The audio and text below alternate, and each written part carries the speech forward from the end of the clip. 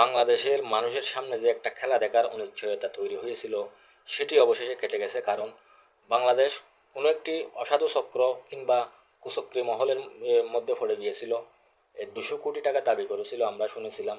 তো এখন দিন শেষে 47 কোটি টাকা দিয়ে আপনার খেলা কিনেছে বাংলাদেশ, এবং খেলা দেখার যে একটা সত্য পেয়েছে সেটার জন্য ধন্যবাদ।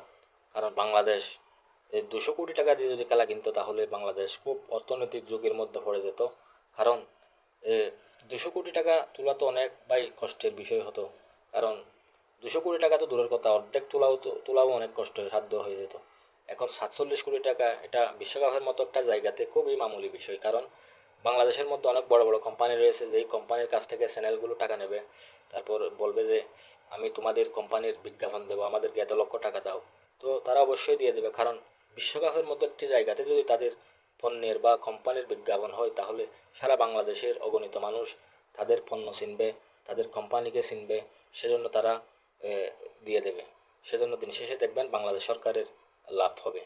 তো ধন্যবাদ, ভালো থাকবেন, আল্লাহ হাফেজ।